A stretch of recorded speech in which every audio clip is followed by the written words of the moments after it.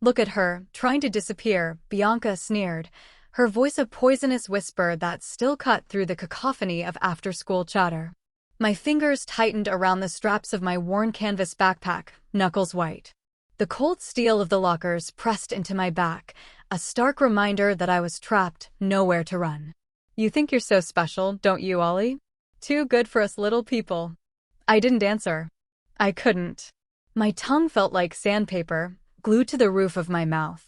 Every muscle in my body screamed at me to fight, to yell, to just do something, but the years of trying to be invisible, of shrinking myself to fit into these impossibly grand halls, had trained me to silence. Bianca thrived on reaction, on the flicker of fear in someone's eyes. Giving her nothing was my only defense, even if it felt like surrender. She stepped closer, her breath, sweet and cloying with the scent of some expensive mint, brushing against my cheek.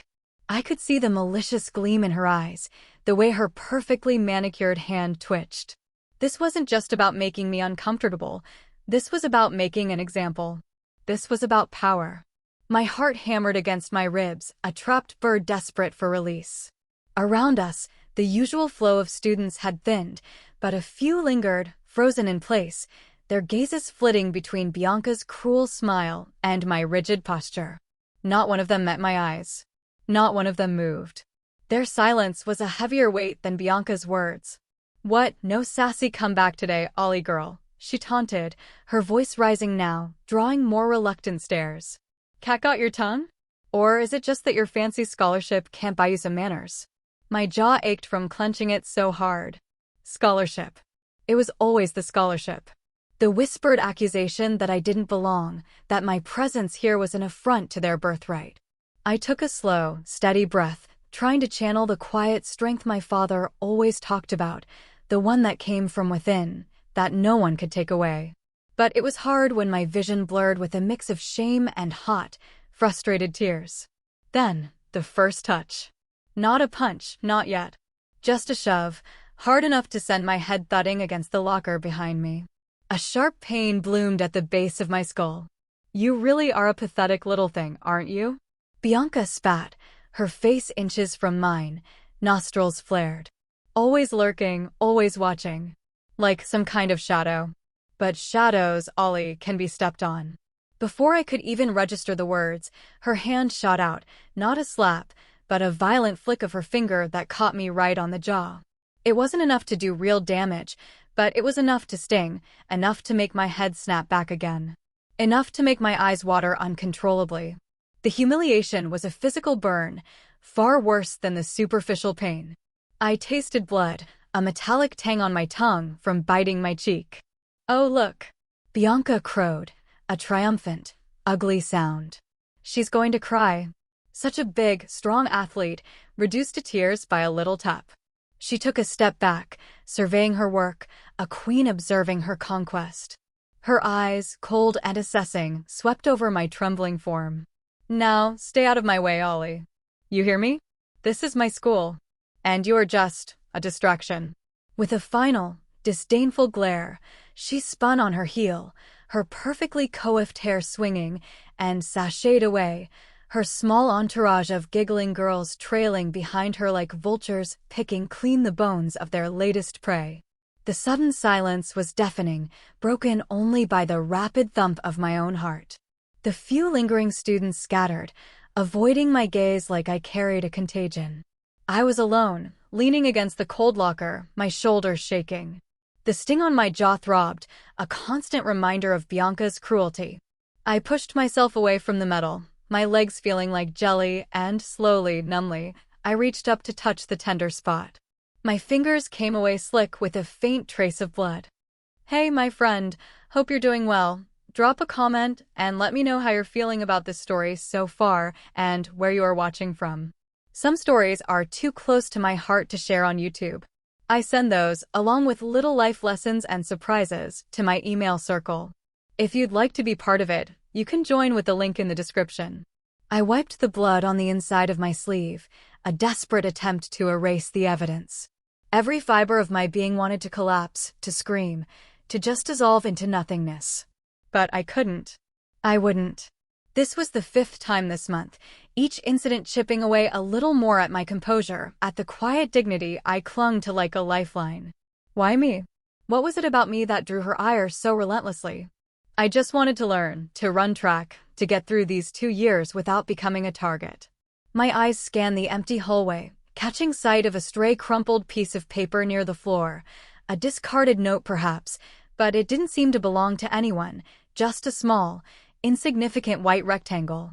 I pulled my phone from my pocket, the cracked screen a reflection of my own fractured piece, and checked the time. Almost 5. Dad would be home soon. Dread coiled in my stomach. How would I explain this? How could I tell him that despite all the opportunities, all the sacrifices, all the love, I was still just a punching bag for some entitled girl in a fancy school? He taught me to be strong, to stand up for myself, but Bianca wasn't a fair fight.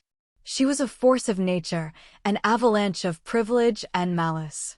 The walk home felt endless, each step in agony, not just physical, but emotional. I kept my head down, pulling the hood of my Northwood Academy sweatshirt low, hoping no one would see the faint bruising already starting to bloom along my jawline, or the telltale shimmer of unshed tears in my eyes. I practiced my neutral face, the one I perfected when trying to blend in, to become part of the background. But even that felt like a betrayal. How could I pretend everything was fine when inside, I felt like I was shattering? When I finally reached the wrought iron gates, the familiar crest adorning them, a knot formed in my throat. This wasn't some cookie-cutter suburban house. This was home. An imposing, yet undeniably warm, estate nestled discreetly behind a curtain of ancient oaks and manicured hedges, a stark contrast to the sterile, status-obsessed halls of Northwood. This was my sanctuary, the place where I was Ollie, not just the scholarship girl, or the weird one. And it was here that my greatest fear and my greatest comfort awaited. I pushed open the heavy oak door, the familiar scent of wood polish and my father's cologne washing over me. "Dad? I'm home," I called out, my voice sounding thin and reedy even to my own ears. In the study, Sweet Pea, his deep voice boomed, immediately comforting and unsettling. He always knew. He always saw. I hesitated, taking a shaky breath, trying to compose myself, to wipe away the last vestiges of the afternoon's assault. But as I walked into the study, the warm lamplight falling across his face as he looked up from a stack of scripts, I knew it was useless. He just knew. His eyes, those incredibly perceptive, knowing eyes, immediately narrowed. They swept over me, taking in my hunched shoulders, the way I clutched my backpack, and then, inevitably, they landed on the faint purplish discoloration blossoming on my jaw. He didn't say a word, just closed the script he was holding, his movements slow, deliberate, the quiet intensity in his gaze deepening with every passing second. My carefully constructed composure crumbled. A single, hot tear escaped, tracing a path down my cheek, catching the light. "Ollie," he said, his voice softer than I'd ever heard it, but laced with an undeniable undercurrent of steel. He stood, his imposing figure filling the room, and walked towards me. I didn't need to say anything. He already saw it. And in that moment, as his hand gently reached out to cut my cheek, his thumb brushing over the tender bruise, I felt a chilling resolve settle over him, a quiet power awaken. I knew then that Bianca had picked the wrong girl. She just didn't know whose girl she was. His touch was featherlight, yet it held the weight of an unspoken understanding, a silent promise. My father's presence always felt like a shield, a force field of protection that no amount of Northwood malice could penetrate. But seeing the bruised curve of my jaw through his eyes made the indignity of Bianca's actions feel raw and exposed, stripping away the careful composure I'd tried so hard to maintain. The single tear became a torrent, hot and stinging, blurring the edges of his concerned face. "Sweet Pea," he murmured, his voice a low rumble, pulling me into a hug that crushed the last fragments of my pretense.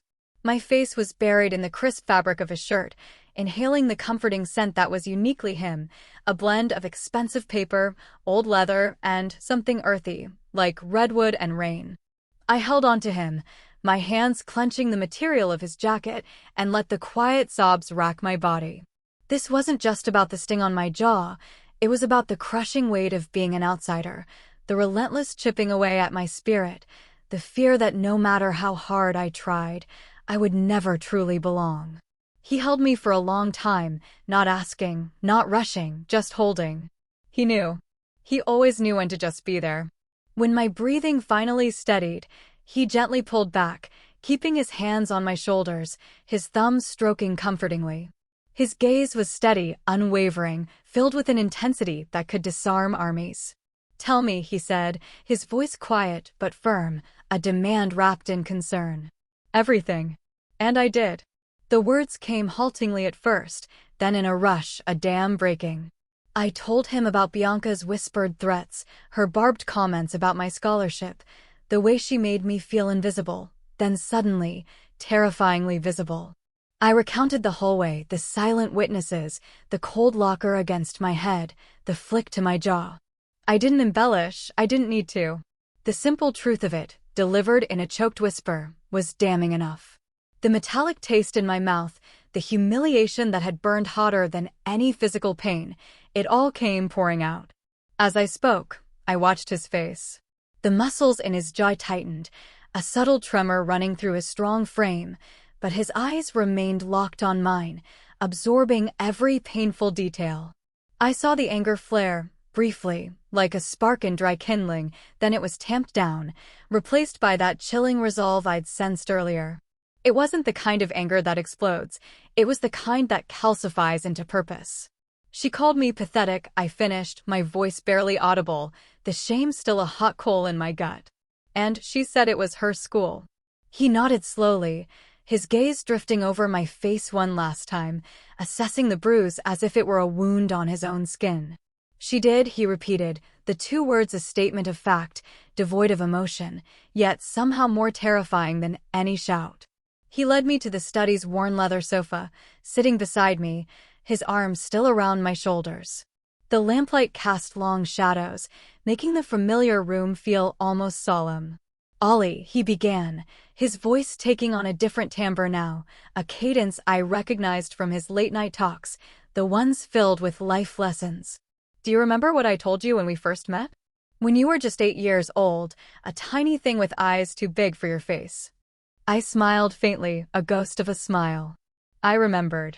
I remembered the sterile office, the kind social worker, and the man who didn't look like the pictures on TV, but somehow even bigger, warmer than I'd imagined. "You told me I was strong," I whispered, "and that my story was just beginning, not ending." He squeezed my shoulder. "Exactly. And that strength, baby girl, it comes from inside. It's not about how hard you can hit, but how hard you can stand when the world tries to knock you down. You've stood, Ollie. You've always stood." My life before him had been fractured. A blur of foster homes, each one a temporary stopping point, a different set of rules, different faces. There were good people, yes, but no anchors. No one who truly saw me. Then came him. He didn't just adopt me, he adopted my past, my vulnerabilities, and gave them a foundation of unwavering love. He taught me chess, not just to win, but to think 3 moves ahead. He taught me to run, not just for speed, but for the clarity it brought, the feeling of absolute freedom. He instilled in me a quiet dignity, a belief in my own worth, that was supposed to be my armor against the world's casual cruelties. But Bianca, with her sharp edges and blunt force, had found the chinks. "This isn't about hitting back, Ollie," he continued, his voice pulling me back to the present. "It's about showing people that actions have consequences. And sometimes, those consequences aren't what the aggressor expects." He paused, then picked up his phone, his thumb hovering over the screen. "I have to make a call. Something tells me this isn't the first time Bianca Thorne has overstepped." He didn't make the call in front of me, though I heard the low murmur of his voice from the adjacent sitting room a few minutes later. I knew enough not to eavesdrop, but the sound was a comfort. It felt like the ground beneath me, which had been shifting violently, was finally firming up. The next morning, I braced myself for Northwood. The bruise was a deeper purple now, impossible to hide completely even with a scarf wrapped strategically. Walking through those gates again felt like stepping into an arena. My usual routine involved a quick stop at my locker before heading to the library to finish some homework. Today, as I turned the corner towards my locker, a girl I vaguely recognized from my advanced chemistry class, Maya Rodriguez, was standing there, leaning against the cold metal, looking at her phone. She had a kind face, framed by dark, curly hair, and always seemed to have her nose in a book. "Hey, Ollie," she said, looking up, her eyes immediately finding the bruise on my jaw. A flicker of concern, genuine concern, crossed her face. "Is everything okay?" A lot of people saw what happened yesterday with Bianca. My guard immediately went up. I rarely talked about Bianca. It felt like giving her more power. "I'm fine," I mumbled, turning the dial on my locker. "No, you're not," Maya insisted gently, pushing herself off the locker. She's a menace. Seriously, I don't know how she gets away with it. You shouldn't have to deal with that." She paused, her voice softening further. "I heard some of the things she said, about your scholarship, about you not belonging. That's really messed up, Ollie. You're one of the smartest people in this school, and you actually earned your place here, unlike most of these trust fund babies." Her words were like a bomb, a tiny crack in the emotional wall I'd built. Someone saw. Someone understood. I felt a knot of tightness in my chest loosen. "Thanks, Maya," I said, genuinely appreciative. It was so rare for anyone at Northwood to voice anything but indifference or worse, agreement with Bianca. "Seriously," she continued, stepping a little closer. "Don't let her get to you. She's just jealous. You're brilliant, you're on the track team, you're actually going somewhere. She just coasts on her dad's money. She probably just saw you as competition or something she couldn't control." Maya looked around, as if checking for Bianca, then lowered her voice. My cousin goes to another private school, and they have a really good anonymous reporting system for bullying. Maybe you should look into that? Or talk to someone in admin." I hesitated. My father was handling it, but the idea of someone else knowing, someone else caring, was strangely comforting. I'm not sure," I admitted, looking down at my shoes. "It's complicated." "I get it," she said, nodding sympathetically. "But just know, you're not alone. And if you ever need to talk or just vent, I'm here." "Seriously." She reached out, a tentative touch on my arm, her expression earnest. "She can be really awful, Ollie. I just hope you didn't tell anyone at home about it. You know how parents can be, overreacting and making a big deal out of nothing. It just makes things worse sometimes." My stomach tightened. Her words, intended as comfort, felt like a small, unexpected twist. Was she right? Had I made a mistake telling my dad? But the worry was quickly overshadowed by the gratitude I felt. Here, finally, was a friendly face, someone offering a hand in this Shark Tank. "Thanks, Maya," I repeated, a small, genuine smile touching my lips. "That actually means a lot." She smiled back, a warm, genuine smile that reached her eyes. "No problem. We smart girls gotta stick together, right?" She then made an excuse about needing to get to class and hurried off. I watched her go, a flicker of hope stirring within me. Maybe Northwood wasn't entirely hostile. Maybe I could find a friend here, after all. That hope, however, was as fragile as glass. Later that day, during lunch, as I sat alone at my usual table, I overheard whispers. Whispers about me. About my dad, not just the usual whispers about my scholarship, but something more specific, more cutting. "Did you hear? Ollie's scholarship is actually from some charity her dad runs," I heard one girl snicker, not far from Bianca's table. "She's not even that smart. They just needed a diversity quota, and her dad pulled strings." And then, crueler still, and apparently, her dad's famous, but he's not even her real dad. She's adopted. My blood ran cold. My scholarship wasn't from a charity my dad ran, it was earned, on merit. And my adoption, my story, that was something only my closest friends, and my dad, knew. My dad and Maya. A cold dread seeped into my bones. Maya. Her words from this morning, about parents overreacting, about not making a big deal out of it. And then, the casual way she'd offered support, and the almost too easy way I'd let my guard down. The shame of the bruise on my face was nothing compared to this new, sickening realization. She hadn't been offering a hand. She'd been collecting information. And she had sold it to the highest bidder, or, more likely, to the most powerful bully. The cafeteria, usually a cacophony of privileged chatter, became a silent echo chamber, amplifying every cruel, imagined whisper. I could feel eyes on me, judging, dismissing. The air felt thick, suffocating. The betrayal wasn't physical, but it burrowed deeper, twisting the knife. It wasn't just Bianca now. It was the insidious way this school, this world, operated. It wasn't enough for them to hurt me physically. They wanted to strip away my very identity, the truth of my life, and twist it into something ugly, something to be ridiculed. I had trusted for a moment, and that trust had been weaponized. A fresh wave of despair washed over me, but beneath it, a tiny, hard kernel of something else began to form, a steely resolve. My father's quiet anger felt like a comfort now, a promise of a future reckoning that this betrayal had only made more necessary. The cafeteria's hum had transformed into a venomous drone, each whisper a dart aimed straight at me. My scholarship, my adoption, my father, sacred truths I held close, were now weapons in their hands, twisted into grotesque caricatures. The blood ran cold in my veins, then hot with a fury I rarely allowed myself to feel. Maya's betrayal wasn't just a disappointment, it was a revelation of a cruelty far more insidious than a physical blow. They didn't just want to hurt me, they wanted to dismantle me. I walked out of lunch in a daze, the air thick with unspoken taunts. My usual quiet retreat to the library felt impossible. I couldn't focus, couldn't breathe. My internal compass was spinning wildly until it locked onto a single, unwavering point. I wouldn't let this stand. Not anymore. The humiliation burned hotter than any bruise, and this time, it fueled not despair, but a fierce, unyielding resolve. My father's words echoed in my head, "It's not about how hard you can hit, but how hard you can stand when the world tries to knock you down." I was standing. And I wouldn't be knocked down. Later that afternoon, after my last class, I knew it was coming. I felt it in the prickle on my skin, the way certain students avoided my gaze, the hushed conversations that abruptly stopped when I passed.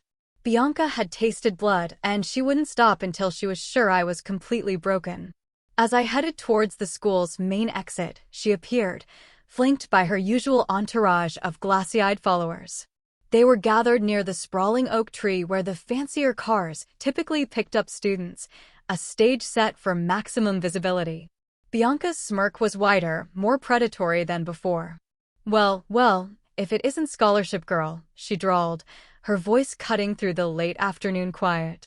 Her cronies tittered. "Heard you've got some interesting family secrets, Ollie. So, your dad is some big shot, huh? Denzel Washington. Must be nice, having a famous actor pretend to be your father while you scam your way into Northwood on a fake scholarship." My breath hitched. The words felt like daggers, each one twisting deeper than the last. She was using it all, everything Maya had so carefully extracted. My face, already tight with anger, felt like stone. I clenched my fists, my nails digging into my palms. My mind screamed at me to walk away, to ignore her, to defuse the situation as I always had. But something snapped. Not the fragile hope Maya had offered, but the deep-seated pride my father had instilled in me. This wasn't about surviving anymore. It was about defending the truth of my life, the sanctity of my family. "My scholarship isn't fake," I said, my voice low but steady, surprising even myself. "I earned it. And he is my father. The only one that matters." Bianca laughed, a harsh, grating sound. "Oh, honey, everyone knows. You're a charity case. A diversity project. And now you're just pathetic." She took a step closer, her eyes blazing with a cruel triumph. "Maybe you should go back to wherever you came from. This school isn't for people like you. And your daddy can't protect you here." Just then, a sleek, dark sedan pulled up to the curb a little further down, its driver waiting patiently. It was a familiar car, the one that sometimes picked up Leo Maxwell, the quiet, unassuming kid from my AP physics class. He was a brainiac, often overlooked, and usually had his nose in a book even when walking.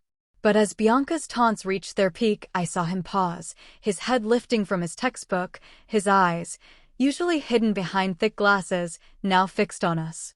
A strange flicker, something like indignation, crossed his face. "You know what?" Bianca continued, her voice rising, clearly enjoying the small crowd that had started to gather. "Maybe I should just expose you for the fraud you are. Or better yet, maybe your real parents will come looking for you and take you off Denzel's hands. I hear those foster homes are just lovely." That was it. That crossed every line. My blood boiled. My vision tunneled. Without thinking, I took a step towards her, my jaw tight. "You don't know anything about my life," I seethed, my voice trembling with suppressed rage. "And you have no right to talk about my family or my past." Bianca, taken aback by my uncharacteristic defiance, flinched slightly before recovering. "Oh, so the little charity case has teeth now?" She raised her hand, her expression turning vicious, as if to strike me again. But before she could, a voice, surprisingly strong and clear, cut through the tension. "Leave her alone, Bianca." Everyone turned. It was Leo. He stood by his car, his book now clutched against his chest. His usually meek posture was replaced by a rigid stand. His eyes, though still holding a trace of fear, were fixed on Bianca with an unwavering intensity. Bianca scoffed. "And who are you to tell me what to do, Maxwell? Go back to your spreadsheets, nerd." "What you're doing is wrong," Leo insisted, taking a tentative step forward. "She didn't do anything to you. You're just mean. And everyone knows it." A ripple went through Bianca's entourage. Some looked at Leo with surprise, others with a mix of fear and admiration. Bianca's face contorted, split between fury and disbelief that someone, especially Leo, would challenge her. "What did you just say?" she snarled, taking a menacing step towards him. "I said you're mean," Leo repeated, his voice wavering slightly but holding firm. "And you're a bully. And you need to stop." Before Bianca could fully process this unexpected rebellion, a new voice cut in, this one sharp and commanding. "Bianca, what in the name of God is going on here?" A tall, impeccably dressed man, his face a mask of strained politeness, strode quickly towards us from where he'd been chatting with another parent by the larger gate. Mr. Thorne, Bianca's father. His eyes, though assessing the scene, seemed to deliberately avoid mine, focusing instead on his daughter and the gathering crowd. He took Bianca by the arm, his grip surprisingly firm, pulling her slightly away from me and Leo. "Everything's fine, Dad," Bianca said, her voice instantly losing its edge, laced with a thin veneer of obedience that was startling. She shot a venomous glare at Leo and me. "Just a misunderstanding." "It certainly doesn't look like a misunderstanding," Mr. Thorne murmured, his gaze sweeping over Leo, then me, finally landing on the faint bruise still visible on my jaw, even beneath the scarf I'd carefully arranged. His lips thinned. "Go to the car, Bianca. Now." Bianca hesitated, clearly wanting to make one last cutting remark, but the steel in her father's voice was undeniable. She shot me one last look of pure hatred, then stalked off, her entourage scrambling to follow. Mr. Thorne offered a curt, unconvincing nod to Leo and me, then hurried after his daughter, his expression a tight blend of annoyance and something else, a fleeting glimpse of worry, perhaps, or a desperate need to control the narrative. I saw him talking animatedly to Bianca as they got into their pristine luxury SUV, his hands making sharp, disapproving gestures. It was a brief, disorienting moment that layered a strange, unsettling complexity onto Bianca, making her seem less like an unstoppable force of nature and more like a pawn in her own family's game. It didn't excuse her, but it was a shift in how I saw the battle lines. Leo, still breathing heavily, looked at me, his glasses askew. "Are you okay, Ollie?" "Yeah," I breathed, still buzzing with adrenaline. "Thanks, Leo. You didn't have to do that." He pushed his glasses back up, a shy smile touching his lips. "She's always been like this." Someone needed to say something.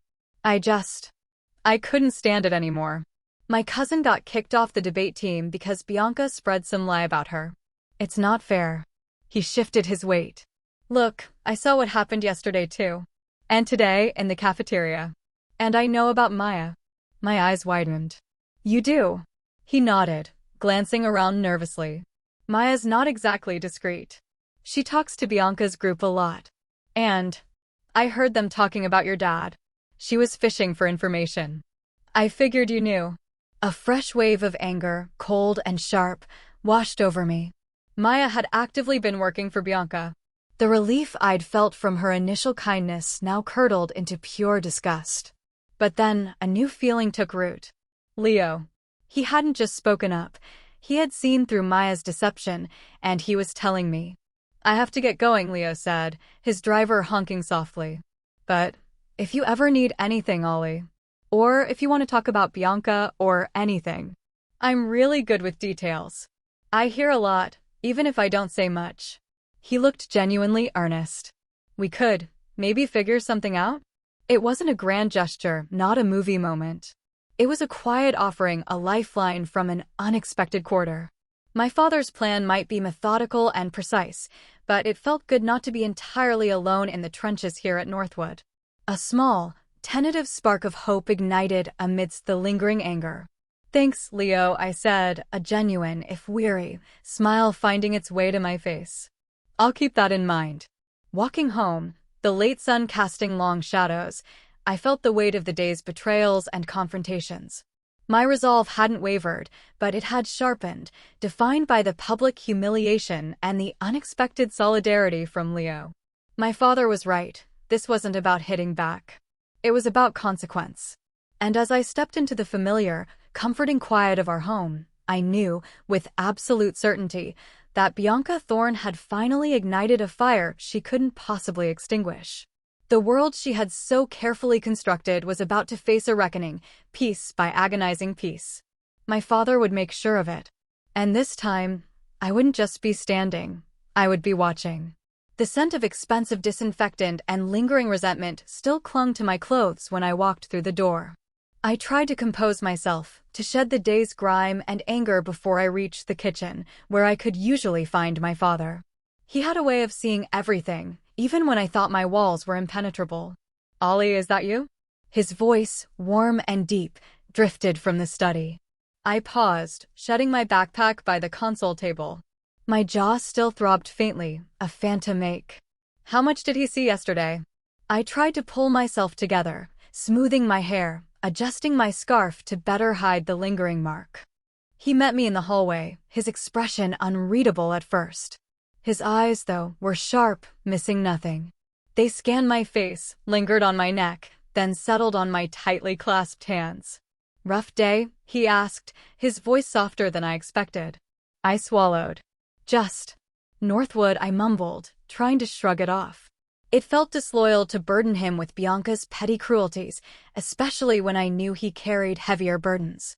He just nodded, a knowing, almost weary tilt of his head. He didn't press.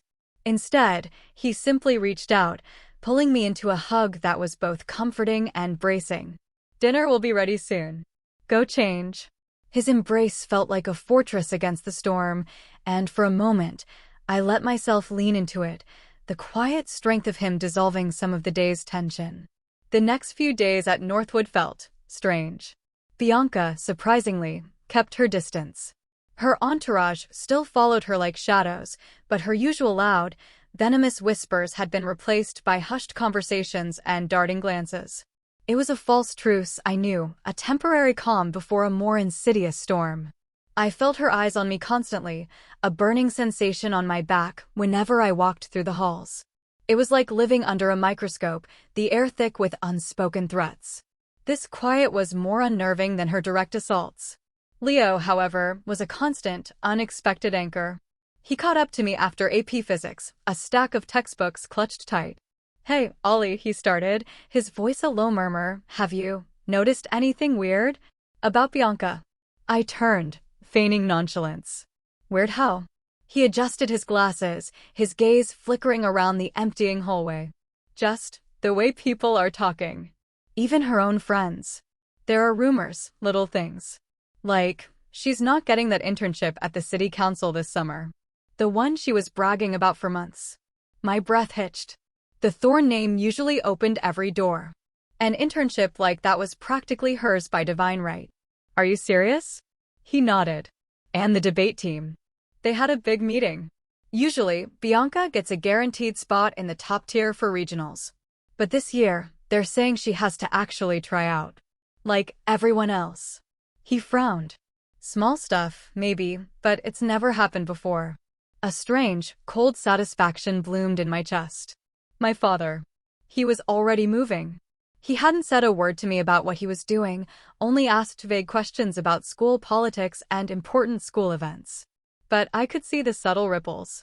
He wasn't aiming for a single, explosive event. He was orchestrating a slow, methodical unraveling. And Maya, Leo continued, lowering his voice even further. She's been quiet. I haven't seen her with Bianca's group much. It's like she's trying to disappear. The thought of Maya made my stomach clench. The betrayal still felt fresh, a deep cut. She was never really my friend, I said, my voice flat. She was working for Bianca. Leo's eyes widened slightly. Yeah, I suspected. I heard her telling Bianca about you, about your scholarship, even your dad. She was trying to get more. He looked genuinely apologetic. I'm sorry, Ollie. I should have told you sooner. It's okay, Leo, I said, a small, genuine smile forming on my lips. You told me when it mattered. You spoke up for me. My gaze met his, and for a moment, the buzzing chaos of Northwood faded. There was a quiet strength in him, a steady kindness that was profoundly comforting. He saw me, truly saw me, beyond the labels and the drama. Later that week, the first truly public crack in Bianca's facade appeared.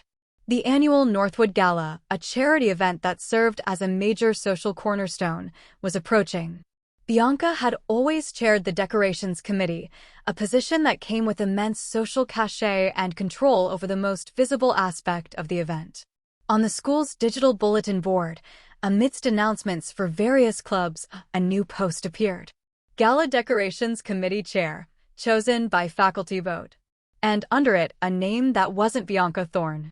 It was Emily Chin, a quiet, diligent girl from my AP Lit class. The gasp rippled through the cafeteria during lunch.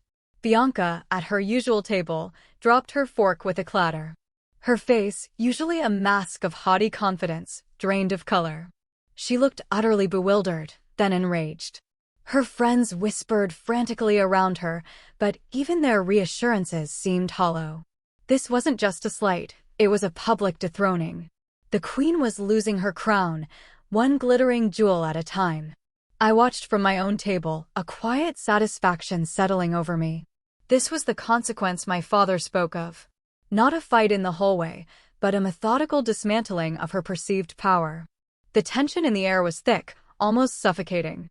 Bianca, unable to lash out publicly without her father's wrath, turned inward, her frustration festering. I knew she wouldn't stay quiet for long.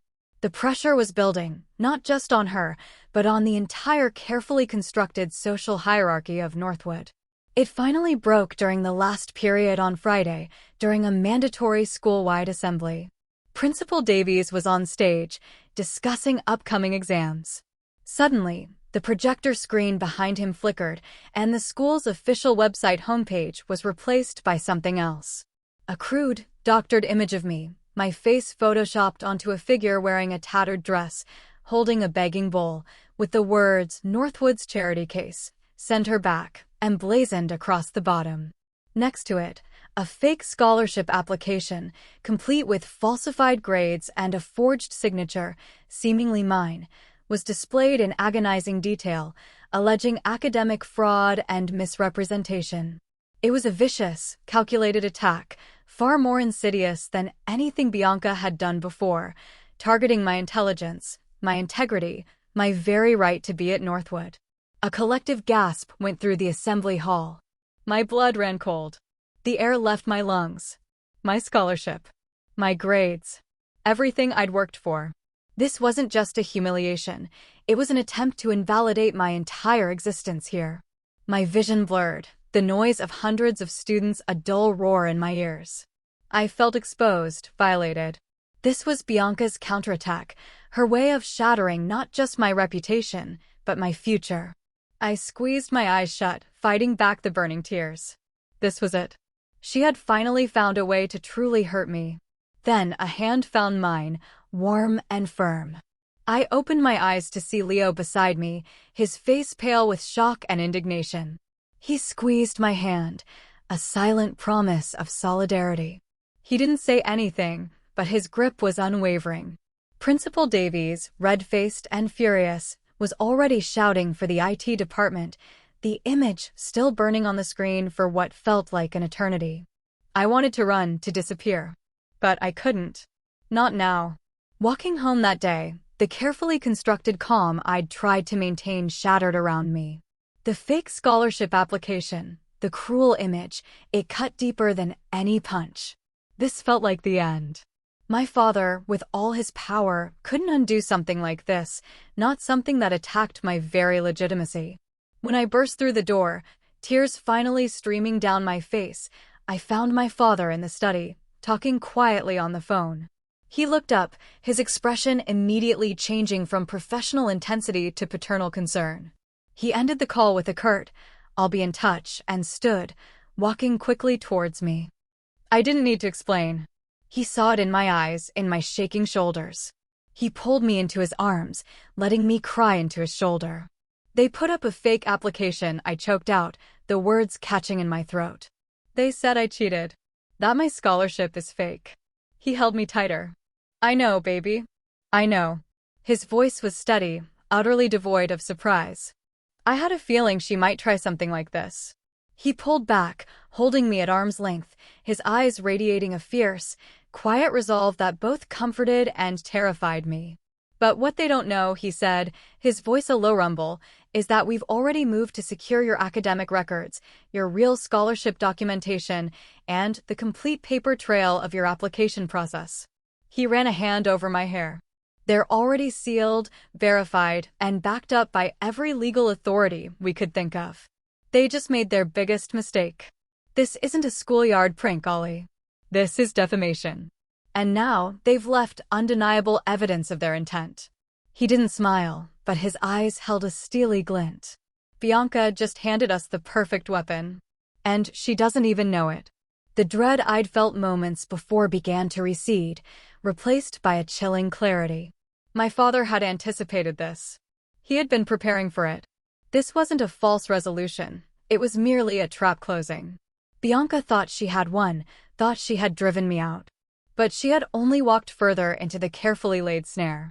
The real reckoning was just beginning. And now, armed with Leo's quiet loyalty and my father's strategic foresight, I was ready to watch her entire world crumble. The scent of expensive disinfectant and lingering resentment still clung to my clothes when I walked through the door.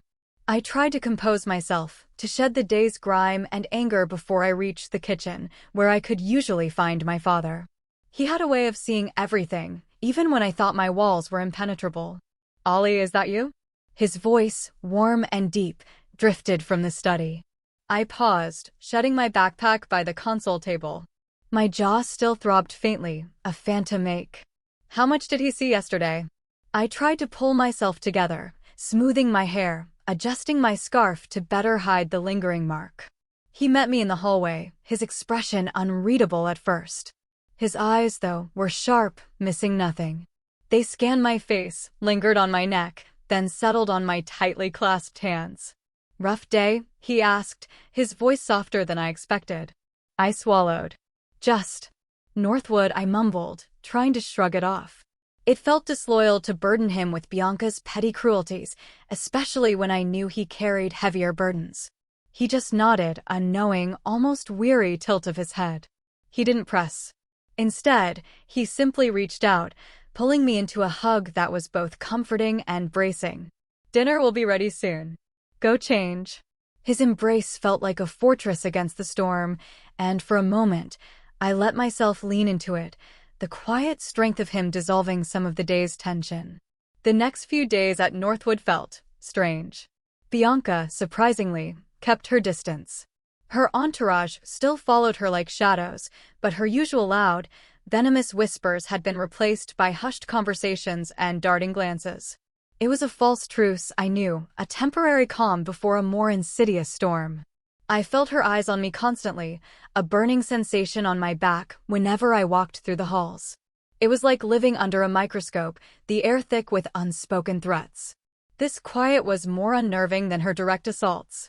Leo, however, was a constant, unexpected anchor. He caught up to me after AP Physics, a stack of textbooks clutched tight. "Hey, Ollie," he started, his voice a low murmur. "Have you noticed anything weird about Bianca?" I turned, feigning nonchalance. "Weird how?" He adjusted his glasses, his gaze flickering around the emptying hallway. "Just the way people are talking. Even her own friends. There are rumors, little things. Like, she's not getting that internship at the city council this summer. The one she was bragging about for months." My breath hitched. The Thorne name usually opened every door. An internship like that was practically hers by divine right. "Are you serious?" He nodded. "And the debate team. They had a big meeting. Usually, Bianca gets a guaranteed spot in the top tier for regionals. But this year, they're saying she has to actually try out. Like everyone else." He frowned. "Small stuff, maybe, but it's never happened before." A strange, cold satisfaction bloomed in my chest. My father. He was already moving. He hadn't said a word to me about what he was doing, only asked vague questions about school politics and important school events. But I could see the subtle ripples. He wasn't aiming for a single, explosive event. He was orchestrating a slow, methodical unraveling. "And Maya," Leo continued, lowering his voice even further. "She's been quiet. I haven't seen her with Bianca's group much. It's like she's trying to disappear." The thought of Maya made my stomach clench. The betrayal still felt fresh, a deep cut. "She was never really my friend," I said, my voice flat. "She was working for Bianca." Leo's eyes widened slightly. "Yeah, I suspected. I heard her telling Bianca about you, about your scholarship, even your dad. She was trying to get more." He looked genuinely apologetic. "I'm sorry, Ollie. I should have told you sooner." "It's okay, Leo," I said, a small, genuine smile forming on my lips. "You told me when it mattered. You spoke up for me." My gaze met his, and for a moment, the buzzing chaos of Northwood faded. There was a quiet strength in him, a steady kindness that was profoundly comforting. He saw me, truly saw me, beyond the labels and the drama. Later that week, the first truly public crack in Bianca's facade appeared. The annual Northwood Gala, a charity event that served as a major social cornerstone, was approaching. Bianca had always chaired the decorations committee, a position that came with immense social cachet and control over the most visible aspect of the event. On the school's digital bulletin board, amidst announcements for various clubs, a new post appeared. Gala Decorations Committee Chair, chosen by faculty vote. And under it, a name that wasn't Bianca Thorne. It was Emily Chin, a quiet, diligent girl from my AP Lit class. The gasp rippled through the cafeteria during lunch. Bianca, at her usual table, dropped her fork with a clatter. Her face, usually a mask of haughty confidence, drained of color. She looked utterly bewildered, then enraged.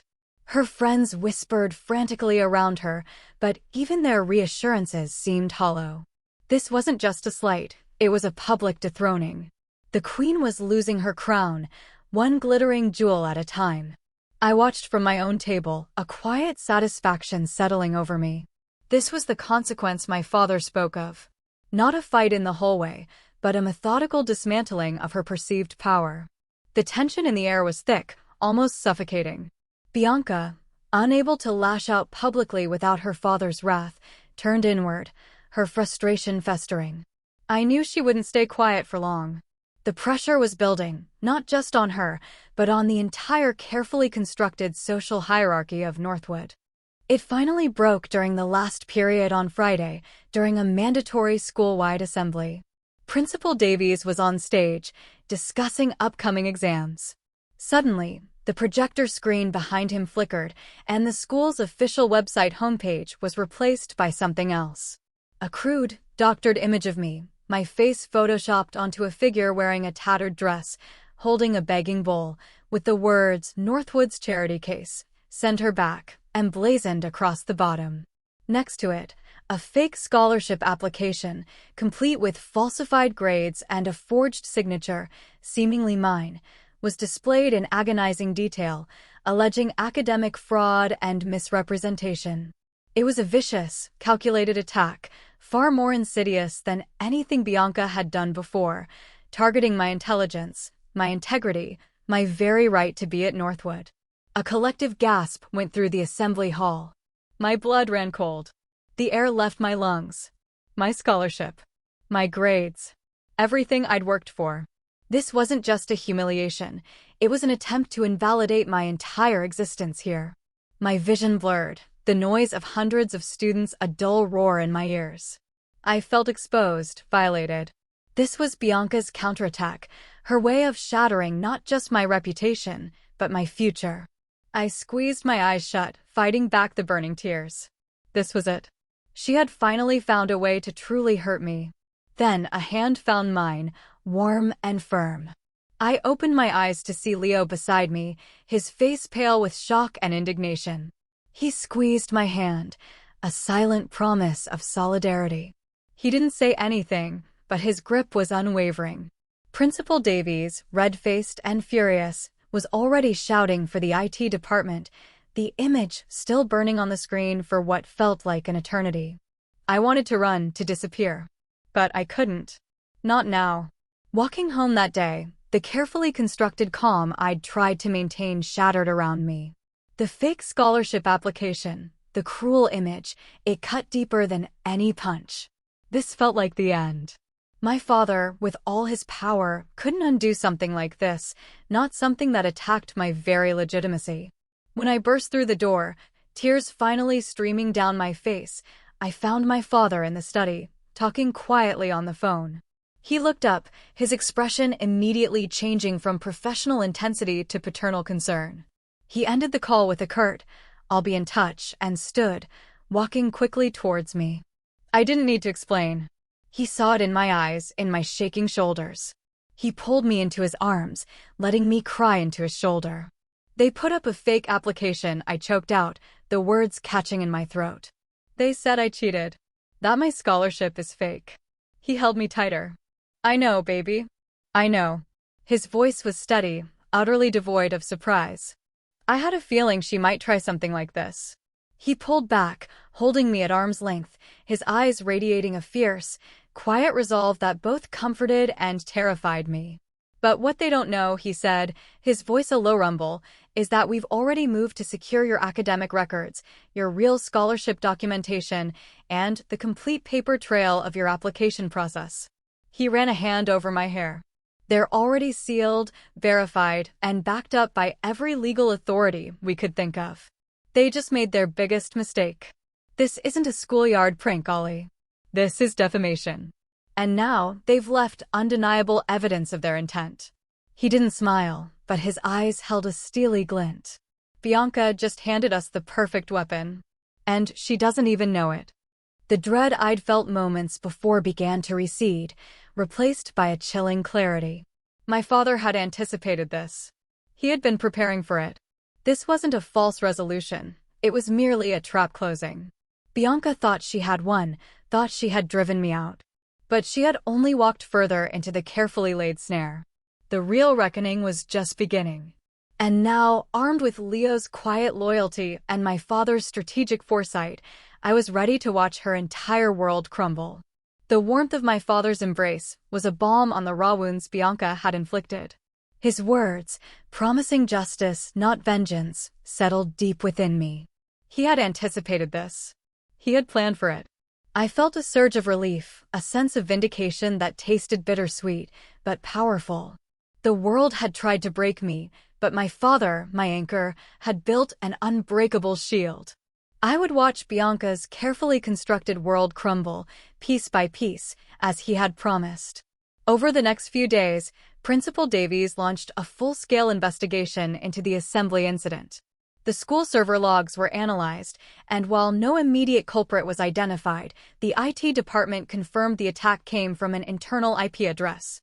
Bianca looked increasingly nervous, her usual bravado replaced by a brittle defensiveness. Her friends, once an impenetrable circle, began to splinter, whispering behind hands, avoiding her gaze. Emily Chin, the new gala committee chair, moved with a quiet confidence that seemed to mock Bianca's former reign. Through it all, Leo was my constant. He didn't just offer sympathy, he offered solidarity. We ate lunch together every day, his presence a quiet comfort in the storm. He'd walk me to my next class, his hand brushing mine in the hallways, a silent gesture that spoke volumes. He'd listen patiently as I recounted the day's small victories, a sideways glance from a former Bianca loyalist, a teacher's unexpected kindness, and the lingering fear that still gnawed at me. "It's not just about Bianca anymore, is it?" he asked one afternoon, as we sat on a bench by the sports field, the setting sun painting the sky in hues of orange and purple. His eyes, behind his glasses, were earnest, searching. "It feels bigger. Like the school itself is changing." "It is," I admitted, my voice barely a whisper. "It's like a rotten tooth finally being pulled. Painful, but necessary." He nodded, then his gaze softened, fixed on my face. "You're so strong, Ollie. I don't know how you do it." My heart fluttered. His words, so simple, meant everything. I leaned my head on his shoulder, feeling the solid warmth of him. The world, for a moment, felt peaceful, safe. This connection, this burgeoning understanding, was a lifeline. He saw the real me, not just Denzel Washington's daughter, not just the scholarship kid, but me. His hand found mine, and he intertwined our fingers, a gentle squeeze. I felt a blush creep up my neck. It was a silent promise, a soft, intimate moment that felt like the beginning of something truly beautiful, a sanctuary amidst the chaos. He was my calm, my anchor, my future. But the calm was a fragile illusion. The first tremor came on Tuesday. My father received a call during dinner. His face, usually a mask of controlled intensity, tightened. He stepped away, his voice low and hushed. I caught fragments. Anonymous tip, ethics violation. Senator Thorne is fighting hard. My stomach dropped. Senator Thorne? Bianca's father. This was more than just a school matter. I thought my father was acting to protect me, to ensure my justice. But Senator Thorne, that name carried a political weight that felt far removed from Northwood. The next day, the rumors at school escalated. Bianca's family, usually untouchable, was suddenly facing intense scrutiny. Her father's re-election campaign, once a sure thing, was now being questioned. Not about the bullying, but about land deals, zoning permits, campaign finance. It felt too fast, too precise. I tried to shake off the unease. My father was powerful, yes. He was meticulous. He was just ensuring that Bianca's actions had real consequences, right? Then came the email. It wasn't from Principal Davies or the school. It was an anonymous account sent directly to my personal email, bypassing the school's network entirely. The subject line read, "The truth about your scholarship." My fingers trembled as I clicked it open. My blood ran cold, then flushed hot with disbelief and horror. Attached was a scanned document, a confidential agreement. It was dated a year ago, months before I'd even applied to Northwood. The signatories were a corporate entity owned by the Thorne family and my father's private foundation. The terms were explicit: a substantial donation from the Thorne Corporation to my father's foundation in exchange for a specific piece of land adjacent to a planned Northwood expansion. My father's foundation owned that land. And then, a clause, almost hidden. Furthermore, in recognition of the academic excellence program at Northwood Academy, the Denzel Washington Foundation will endorse one minority student annually for a full scholarship, with preference given to a student from the Foundation's associated youth programs. That was me. I was a part of one of his youth programs. My scholarship wasn't simply based on merit. It was a condition of a business deal. A highly specific, politically charged business deal. My placement at Northwood, my very presence, wasn't a selfless act of generosity from my father's foundation. It was a leverage point. My existence here was intertwined with a land dispute and a major political family. The email continued, a short, scathing message: "You are not chosen. You were placed. Your scholarship is not earned. It is a political maneuver." Bianca Thorne found this out, tried to expose it, and your father moved to crush her. Your justice is a smokescreen for his revenge. My mind reeled, trying to connect the dots, to make sense of the past. The way Bianca had always targeted me, not just because I was an outsider, but with a specific, venomous edge. The way she mentioned my scholarship with such disdain, as if she knew something I didn't. Her fury at the fake application, yes, but also a deeper, more desperate anger that I'd always attributed to her entitlement. And my father. His quiet confidence. His immediate, almost prescient knowledge of Bianca's family's weaknesses. His strategic foresight. It wasn't foresight. It was orchestration. He hadn't just anticipated Bianca's attack on my scholarship. He might have even baited her, knowing that she would lash out in her usual cruel way, thereby giving him the perfect public pretext to dismantle the Thorns' power, using my perceived victimhood as the moral ground. The anger was a cold, searing fire in my veins. My father, who I had trusted implicitly, had used me. My entire experience at Northwood, the bullying, the humiliation, the fight for my place, it had all been a stage, and I was an unwitting actress in his elaborate play. He hadn't protected me, he had deployed me. My justice was merely a convenient cover for his deeper agenda. Suddenly, the front door opened, and Leo walked in, his face pale, his hands shoved deep into his pockets. I must have looked like a ghost, because his eyes widened with alarm. Ollie?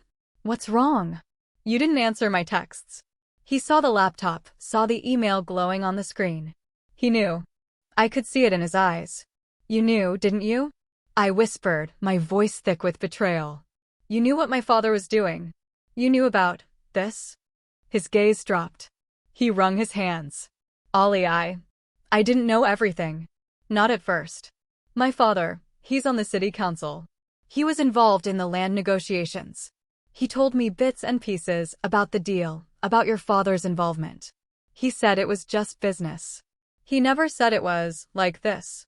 His eyes, usually so kind, now held a deep, profound sadness and regret.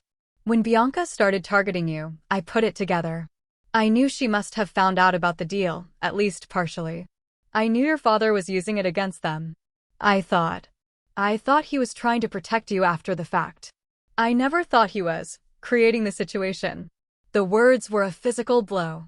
Leo, my confidant, my anchor, had known at least some of the truth, and he hadn't told me. He hadn't protected me from my own ignorance, from the manipulation. The intimacy we had built, the shared vulnerability, felt like a monstrous lie. You lied to me, I said, the words a raw, tearing sound. You let me believe everything was real. You let me fall for it. For you. His face crumpled. Ollie, no, that's not. I care about you. Truly. I wanted to tell you, but I didn't know how. I was scared of what it would do. I thought your father. I thought he was doing the right thing in his own way. But the explanation felt hollow. The sanctuary we'd built, the fragile trust, it shattered into a million pieces. The hand that had held mine so tenderly yesterday now felt stained with complicity. I was alone. Truly alone. My father, a manipulative strategist. Leo, a silent co-conspirator. My scholarship, a pawn. My academic future, my very identity at Northwood, all of it built on a foundation of deceit. The devastating truth was not just that Bianca was a bully, but that the entire narrative of my time at Northwood, the story I'd been telling myself, was a carefully constructed lie. And I was the one who had believed it, hook, line, and sinker. The queen was losing her crown, yes, but I was realizing I was just a rook in a game I didn't even know I was playing. My world wasn't just crumbling, it had been built on quicksand all along. I felt the ground give way beneath me. The world spun, a dizzying vortex of anger and disbelief. Leo stood before me, his face a canvas of remorse, but all I could see was the gaping maw of his betrayal. You knew. The whisper was hoarse, tearing at my throat.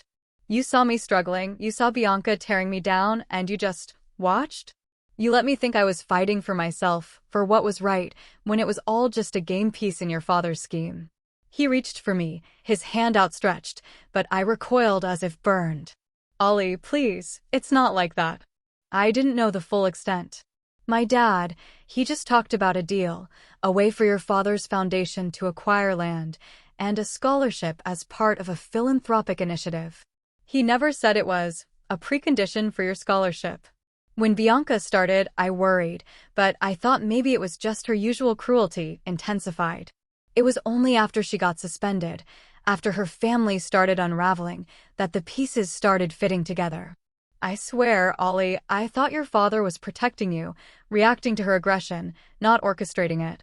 His words, meant to soothe, felt like sandpaper against my skin. Orchestrating it, I echoed, the phrase tasting like ash. He used me, Leo. He used us. He deployed me into Northwood, knowing I'd be a target for someone like Bianca, knowing she'd find out something, knowing she'd react. He created the perfect storm, so he could come in and save me, while really just leveraging a political takedown. My voice climbed, edged with a hysterical tremor. And you just stood by and let it happen, letting me believe we were building something real, when all along, I was just a pawn in your family's game too. His eyes clouded with hurt. That's not fair, Ollie. My feelings for you are real. Everything we shared, it was real for me. I wanted to tell you, but my dad made me promise to keep quiet. He said it was sensitive, political. He said if word got out, it could hurt both our families. He took a hesitant step closer. I was trying to protect you too, in my own clumsy way. I saw how much you were hurting.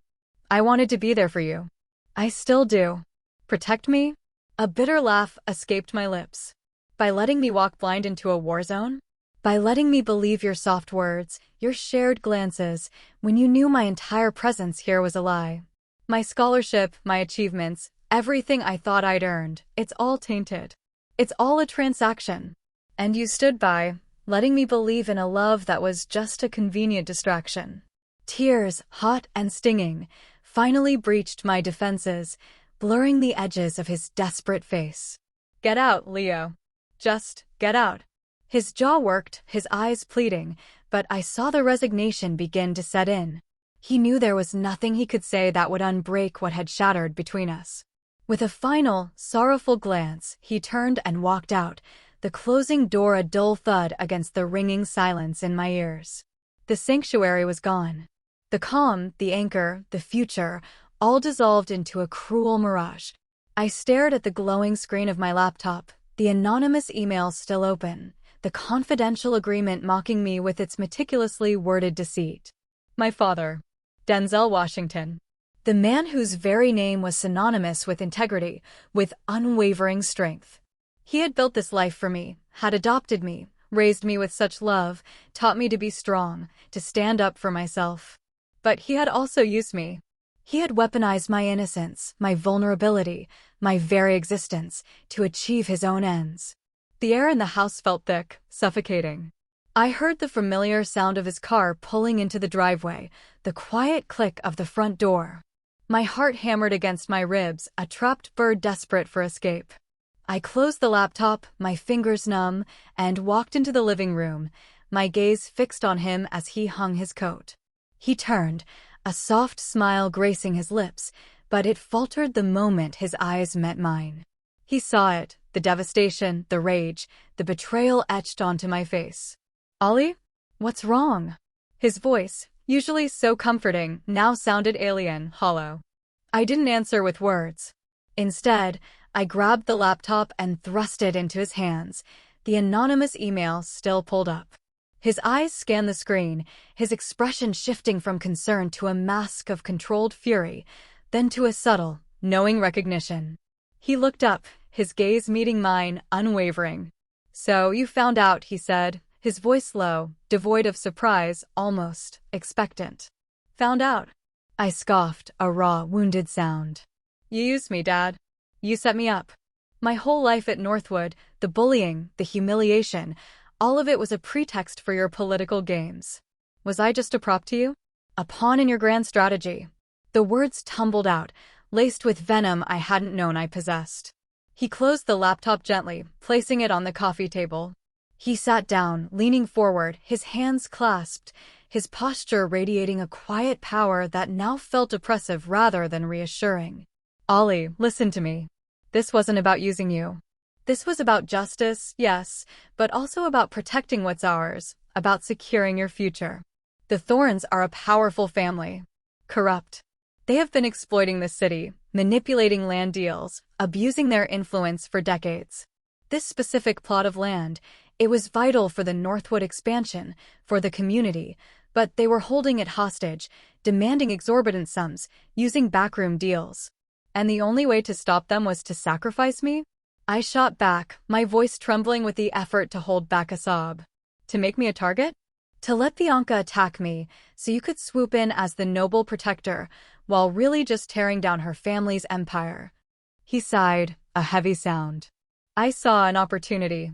Yes, it was strategic. I admit that. But I also knew you were strong, Ollie. I knew you could handle it. And I knew that when the truth came out about Bianca's true nature and the corruption of her family, it would be undeniable.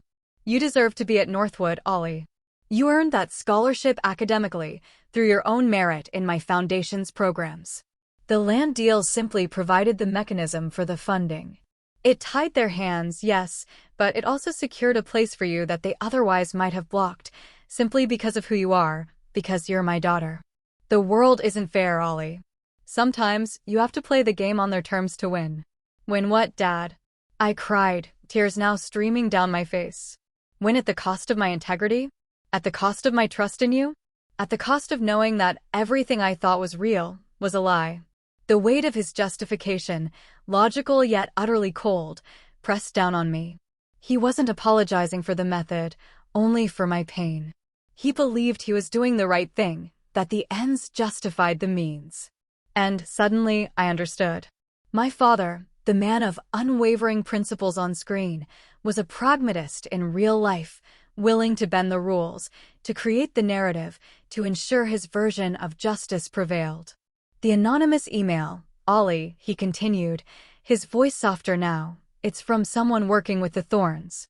They're desperate. They're trying to discredit you, to invalidate everything that's happened to Bianca, to turn public sentiment against us. If this gets out, if your scholarship is seen as a political maneuver, it could unravel everything. Not just for Bianca, but for me. For the foundation. For you. The truth of his words landed with a sickening thud. He wasn't just talking about his reputation, he was talking about my future. My place at Northwood. The very foundation of my academic life. If this became public, I wouldn't just be the bullied scholarship kid, I'd be the political pawn, the favored child who didn't earn her place. Everything I'd fought for, everything I thought I was achieving, would be invalidated. I sank onto the opposite sofa, the strength draining from my limbs. I was trapped. I could expose him, burn down his carefully constructed world, reveal the manipulation, but in doing so, I would obliterate my own future, destroy my own standing, perhaps even his foundation that genuinely helped so many kids like me. Or I could stay silent, continue to live this lie, accept this tainted justice, and watch Bianca's world crumble, knowing that I was a willing participant in a deception that began with my own placement. The choice felt impossible, a moral chasm opening beneath my feet. My father watched me, his expression unreadable, waiting. The house was utterly silent, save for the ragged sound of my own breathing. The storm outside had passed, replaced by a deep, oppressive quiet, the kind that precedes an even greater tempest. I was alone, truly alone, caught in a web spun by my own father, and every thread led to a different kind of heartbreak. I looked at the man who loved me, who had protected me, who had now twisted my sense of right and wrong into an unrecognizable knot. There was no way out. Not for me. Not without losing a piece of myself. The weight of it was unbearable. The weight was unbearable, crushing me into the plush cushions of the sofa. My father's presence, usually a source of immense comfort, now felt like a suffocating shroud. He sat across from me, a silent, formidable statue, waiting.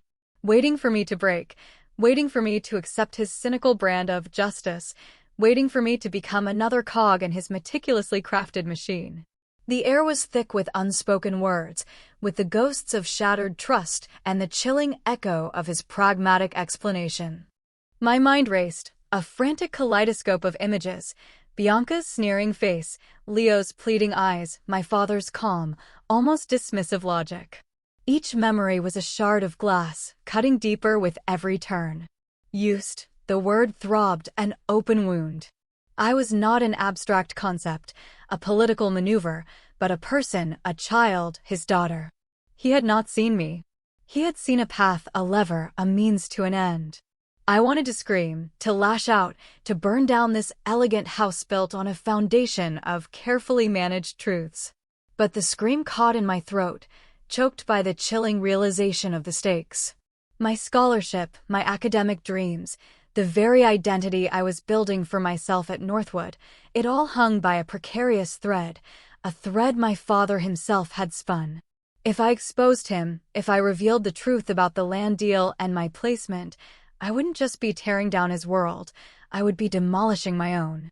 The whispers, the accusations, the inevitable public scrutiny, I would be branded, not as a victim or a scholar, but as a political pawn, a tool. Everything I had worked for, every late night studying, every early morning practice, would be reduced to a tainted transaction. My gaze drifted to the laptop on the coffee table, the anonymous email still an open wound on the screen. They're trying to discredit you. His words, like cold iron, bound me. He wasn't entirely wrong. The Thorne family, cornered and desperate, would undoubtedly use this revelation against us. They would paint me as the privileged recipient of a backdoor deal, not the brilliant student who earned her spot. They would weaponize my race, my adoption, my connection to him, twisting it into a narrative of undeserved advantage. It would be a different kind of humiliation, a public stripping of my dignity, far more insidious than Bianca's physical assault. But if I stayed silent? If I let his plan unfold, allowed Bianca's world to crumble based on a narrative that was, at its core, a deception? I would secure my future, yes, I would walk away with my scholarship and my academic standing intact. But at what cost? I would become complicit. I would be a quiet participant in a calculated lie, letting my father's ends justify his manipulative means. The girl who valued truth above all else, who believed in earned merit, who despised the very privilege Bianca embodied, would become a reflection of the thing she fought against. I would lose myself, a piece of my soul chipped away by the compromise. You knew, I finally said, my voice barely a whisper, thick with unshed tears. You knew what Bianca was capable of. You knew she would target me. He met my gaze, unflinching. I knew she was a bully. I knew you were an intelligent, strong young woman who could navigate those waters, and that your presence would inevitably expose the rot at Northwood. Sometimes, Ollie, you have to illuminate the darkness to truly defeat it. Illuminate it, or create it? I shot back, the words laced with a venom I hadn't realized was simmering beneath my grief. You didn't just illuminate the darkness, Dad. You orchestrated it. You put me in harm's way, emotionally and physically, to achieve your objectives. How is that any different from what the Thornes do, manipulating people for their own gain? A muscle twitched in his jaw. The difference, Ollie, is the objective. They seek power and profit through corruption. I seek justice and opportunity to level the playing field for children like you. This land deal, it's not just about a school expansion. It frees up resources for underprivileged communities, creates jobs, builds a new youth center, things Bianca's family would never support. Things you would want to see happen. His words, logical, well-reasoned, struck me with brutal force. He wasn't wrong about the outcome. The benefits of this project were real, substantial, impactful. My father genuinely believed he was doing good, that his methods, however morally ambiguous, were justified by the positive change they would bring. This wasn't a cartoon villain. This was a complex man, a man I loved, a man who saw the world in shades of gray that terrified me. And I was trapped in the middle of his gray. I closed my eyes, picturing the faces of the kids in the Foundation's programs, their hopeful smiles, their eager eyes. Kids who looked like me, who deserved every chance, every break. My scholarship had come through that foundation. My education, my future, was tied to its success, to his success. If I brought it down, how many other futures would I implicitly sacrifice? The impossible choice, a chasm within me, demanded an answer. Trust in the world and the inherent goodness of people felt like a luxury I could no longer afford. Leo, my first love, had betrayed me, albeit clumsily, out of a misguided sense of loyalty to his father. My own father, the man who had always been my anchor, had weaponized my vulnerability. The illusion of a clean, unblemished path had shattered. But something else began to stir within me, a flicker in the ashes of my despair. It wasn't resignation, not surrender. It was a cold, quiet anger, hardening into resolve. If the world was this messy, this manipulative, then I couldn't afford to be naive. I couldn't rely on anyone else's version of truth or justice. I had to forge my own. I opened my eyes and looked at my father, not with the blind adoration of a child, but with the clear-eyed appraisal of someone who now understood the brutal complexities of his world. The anonymous email, I said, my voice steady, no longer trembling. Who sent it? What's their leverage? His eyebrows rose fractionally, a silent acknowledgement of my shift. We believe it's from a junior associate at Thorn Industries, deep in their accounting department. Someone who knows where the bodies are buried, but is also terrified of the thorns. They want out, they want protection, but they're playing both sides, trying to secure their own future. So, they're like you, I murmured, a bitter edge to my tone. Using information, playing a game for a greater good or their own survival. He didn't flinch. Exactly. This is how the game is played, Ollie. It's rarely clean. But the outcome can still be righteous. I took a deep breath, the air no longer suffocating, but sharp, cold, exhilarating. I hated this game. I hated that I had been unwittingly thrown into it. But the choice was no longer between exposing my father and losing my future or staying silent and losing myself. The choice was between being a victim of circumstance or becoming an active participant on my own terms. My father had taught me strength. He had taught me to stand up for myself. He had taught me to fight for what I believed in. He had just forgotten to teach me that sometimes the hardest battle would be fought against the very person who taught me how to fight. All right, I said, pushing myself up from the sofa, my muscles stiff but my resolve firm. My eyes met his, clear and unwavering. This isn't about your justice anymore, Dad. This is about my future. And I'm not letting anyone else control my narrative. Not Bianca, not the thorns, and not even you.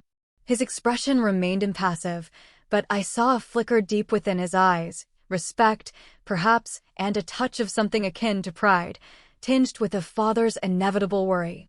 What do you propose? He asked, his voice low measured. We don't react to the email, I began, the words coming to me with surprising clarity. Not yet. We let them think their little gambit worked, that they've shaken us. But we find this anonymous associate. Not to silence them, but to offer them a real way out. A way that doesn't involve playing both sides, a way that exposes the full truth of the thorns, not just the pieces that benefit us politically. My voice gained strength, a nascent power unfurling within me. And then, when everything is laid bare, when Bianca's family is truly exposed for the corrupt empire they are, I will tell my story. All of it. Not the version you want, not the version they want.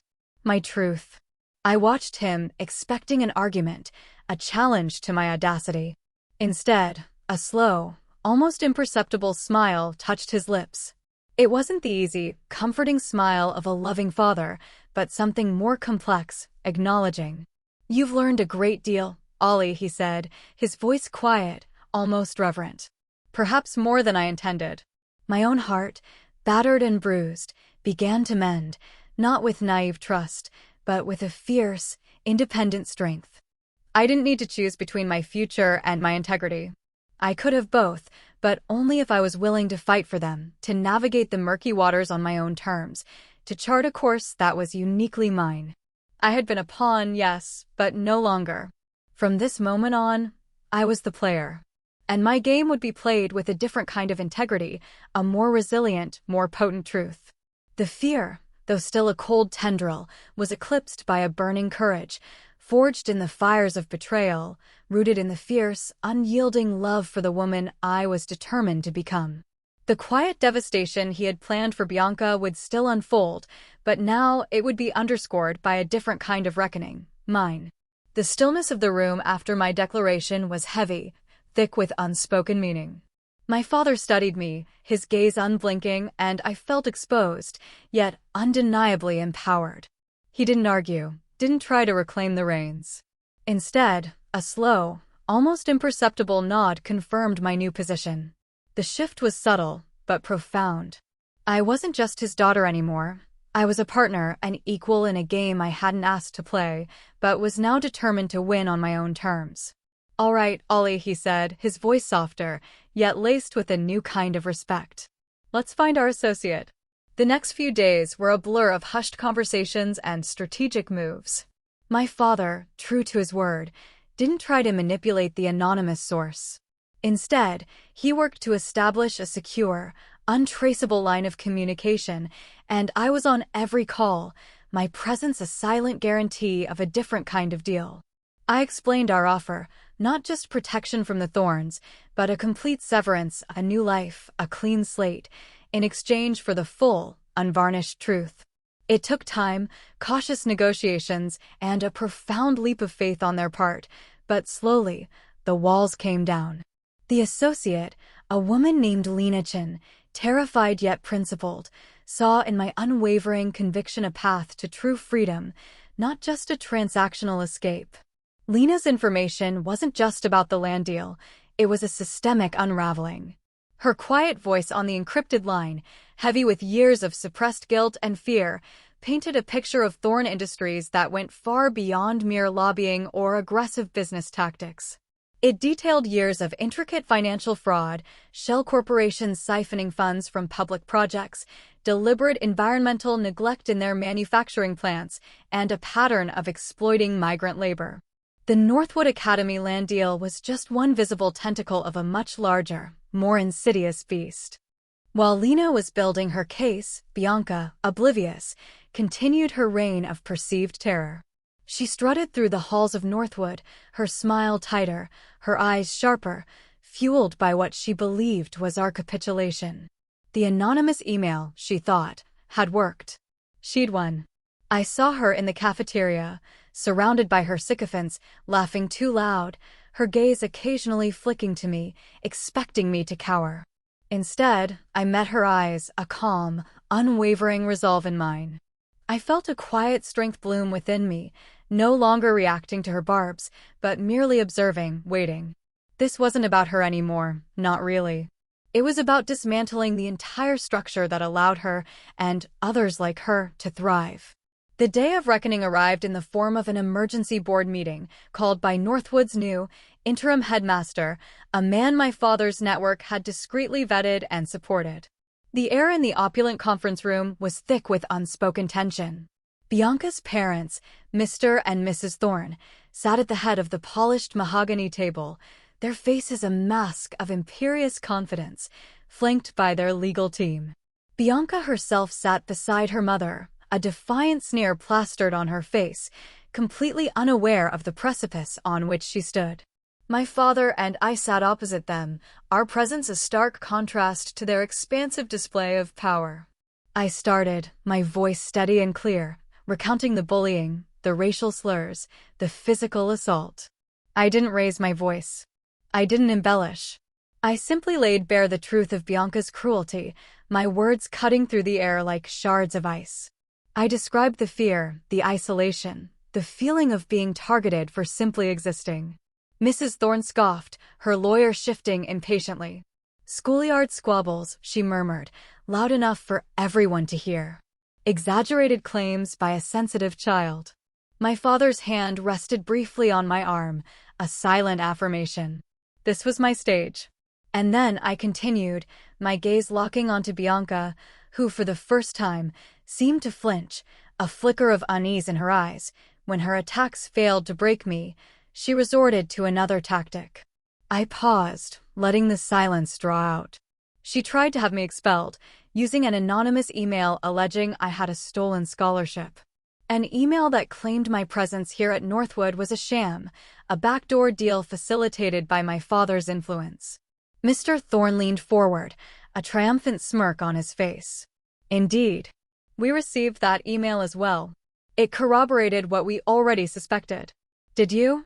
I asked, a faint, bitter smile touching my lips. Because the email was sent by an account set up by Bianca Thorne herself, using a burner phone she purchased with cash 2 weeks prior, a transaction Lena Chen will corroborate from bank security footage and phone records. The room erupted in a collective gasp. Bianca's eyes widened, a sickly pallor spreading across her face. Mr. Thorne's triumphant smirk vanished, replaced by a thunderous scowl directed at his daughter. But that email, I continued, pressing on, while a desperate attempt by Bianca, was based on something deeper. It exposed a pattern of corruption that was indeed real, just not in the way she imagined. My father then stepped in, but not to take over. He merely gestured. Ms. Lena Chen, a former senior accountant at Thorne Industries, has provided extensive documentation, corroborated by forensic audits, revealing the true nature of the Thorne family's wealth. It is not just derived from aggressive business, but from decades of systemic fraud, environmental violations, and exploitation, all designed to inflate their personal fortunes at the expense of public good. He presented a thick binder, filled with evidence, Lena Chen's meticulously organized documents, and sworn affidavits.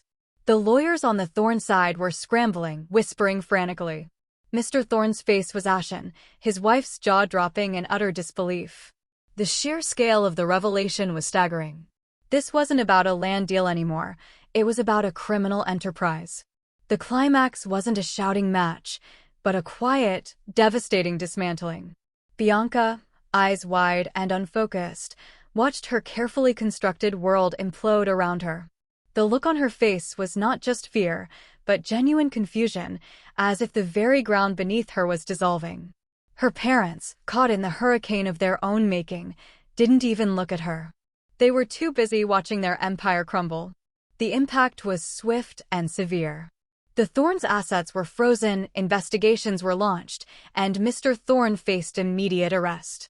Northwood Academy, reeling from the scandal, had no choice but to expel Bianca. But the victory felt different than I had imagined. It wasn't the sweet taste of vengeance. It was the solemn, profound satisfaction of justice served, not just for me, but for all the invisible victims of their unchecked greed. In the aftermath, Northwood Academy underwent a radical transformation, forced to confront its own complicity in fostering a culture of privilege and unaccountability. The land deal, now unencumbered by the Thorne's machinations, moved forward with unprecedented transparency. A state-of-the-art youth center, scholarships for underprivileged students, and new job opportunities blossomed in the communities my father served, amplified by the exposure of the Thorne's past injustices. My scholarship, once questioned, now stood as a testament to merit, earned against overwhelming odds. I looked at my father, his eyes reflecting a quiet pride, mixed with something else, a shared understanding of the complicated, often brutal world we inhabited. "You did it, Ollie," he murmured, his voice thick with emotion. "You truly did." But my victory felt uniquely mine. I had walked through the fire, not as a pawn in someone else's game, but as an architect of my own truth. I had chosen integrity over easy victory, exposing not just a bully, but the systemic rot that fed her. And in doing so, I had not only secured my future, but helped build a better one for so many others. The final twist, the one that truly solidified Bianca's self-inflicted demise, came weeks later, when Lena Chen, now in witness protection, revealed a final, poignant detail. The initial anonymous email, the one meant to target me and expose my stolen scholarship, hadn't just been Bianca's desperate attempt at a smear campaign. It was also an act of subconscious rebellion against her parents. Bianca, Lena explained, had grown up witnessing her parents' corruption, hating their methods even as she mimicked them. She had tried to anonymously expose their hypocrisy at the school, hoping to cause them minor trouble, but had inadvertently stumbled upon Lena's hidden network of evidence. She had used a fragment of that information in her email, not realizing the full implications, thinking she was just stirring up trouble for me, not detonating her entire family's criminal enterprise. The truth of her parents' depravity was what she had sought to reveal, clumsily and without true awareness, in a twisted, pathetic cry for something purer in her own life. She had played with fire, not understanding it would consume her entire world. The girl who had sought to destroy me had, in a strange, inevitable twist of fate, also contributed to her own undoing. My path to justice had not just brought down a bully, but exposed the self-destructive core of an empire built on lies. I had truly, finally, found my own way to win. The silence in the plush waiting room outside the board meeting stretched, taut and charged, long after the Thorns' lawyers had packed their briefcases with panicked haste, their faces mirroring the horror that had finally broken through Mr. Thorn's arrogant composure. My father squeezed my hand once more, a silent commendation that spoke volumes. I watched the last of the board members slip away, their eyes averted, avoiding my gaze as if I were a ghost. They had seen something that day, something beyond the usual power plays and privileged machinations. They had seen an empire dissolve, not with a bang, but with the quiet, methodical precision of a scalpel. When we finally walked out into the cool evening air, the first stars were pricking through the twilight, distant and indifferent to the seismic shift that had just occurred. A black car, sleek and unassuming, waited at the curb. I settled into the back seat, leaning my head against the cool leather, a profound exhaustion settling over me. The adrenaline, which had coursed through my veins for weeks, had finally receded, leaving behind a quiet ache. My father didn't speak, merely placing his hand over mine on the armrest, a comforting anchor. The victory, undeniable and complete, didn't feel like fireworks or a triumphant roar. It felt like the hush after a storm, the still, heavy air as the dust settled. There was no joy in Bianca's destruction, only a deep, abiding sense of rightness. I had sought justice, not revenge, and the distinction, once blurry, was now crystal clear. The thought of Bianca, her face contorted in disbelief as her world imploded, lingered. Lena's revelation, her subconscious rebellion, her unwitting contribution to her family's downfall, painted a tragic portrait. It wasn't pity I felt, but a somber understanding of the twisted path she'd walked, unable to escape the shadows of her parents making even as she fought against them in her own pathetic way. She had wanted to expose their hypocrisy, however clumsily, and in doing so, had become a casualty of the very corruption she inherited. The next day, I didn't go to school. My father insisted on it, a quiet day of recuperation. We spent it at home, the sprawling estate feeling more like a sanctuary than ever. I wandered through the gardens, the scent of jasmine heavy in the air, the sound of the fountain a gentle rhythm. I called Aunt Maya, her voice radiating warmth and pride. She spoke of courage, of standing firm, and I felt a renewed connection to the legacy of strength that ran through my family, both by blood and by love. I spoke with Lena too, her voice thin but resolute over the encrypted line, her gratitude profound. She was safe, she told me, and ready to testify when the time came, her part in dismantling the Thorn Empire a testament to her own quiet bravery. When I finally returned to Northwood Academy, the campus felt different, almost vibrating with an unspoken awareness. Heads turned as I walked through the main gates, but the gazes weren't curious or scornful. They were respectful, some even a little odd.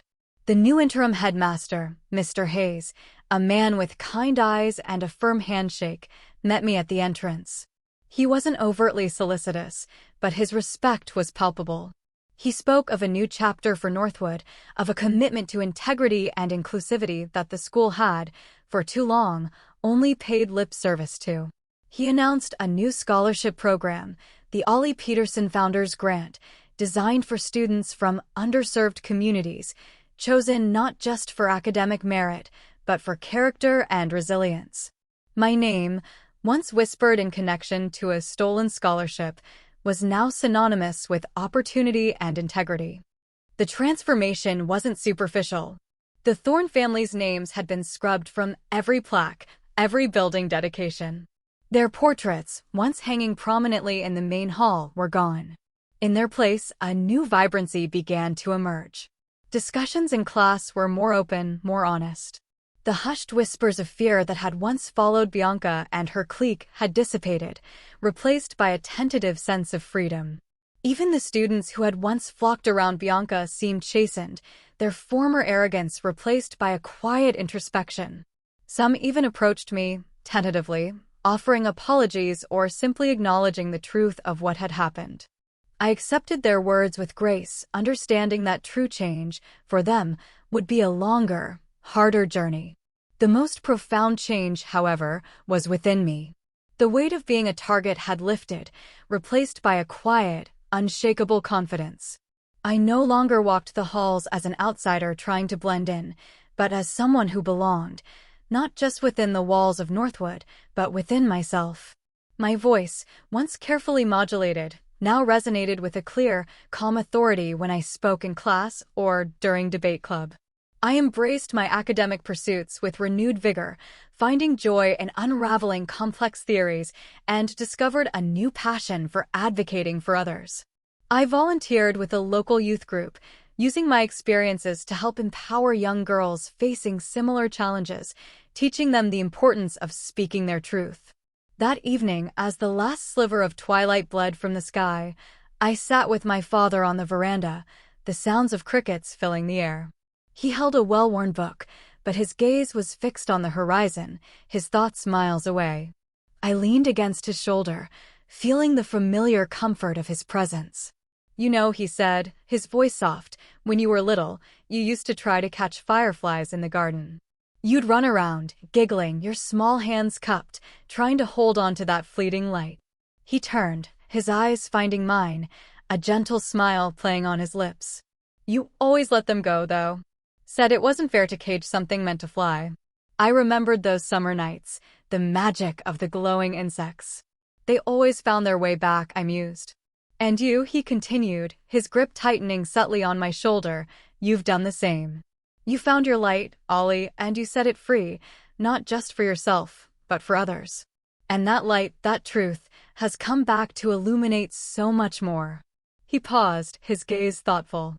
"It's not just a victory against a bully, honey. It's a testament to who you are. And who you're becoming." I felt a surge of warmth, a profound sense of peace settling deep within my chest. This was more than just surviving, it was about truly living, with purpose and integrity. The scars of Bianca's cruelty were still there, faint but present, a reminder of the fire I'd walked through. But they were no longer wounds. They were etchings of strength, symbols of resilience. The world was vast, complex, and still held its share of darkness, but I no longer feared it. I had found my voice, my power, and the profound love of a family who had taught me that true strength wasn't about dominating others, but about uplifting them, about standing firm in the face of injustice and building something better. The battle was over, but my journey, one of shaping a world more just and compassionate, had only just begun. I was ready. What did this story teach you about integrity, resilience, and the power of truth? Drop your thoughts in the comments and subscribe for more stories that will change how you see the world.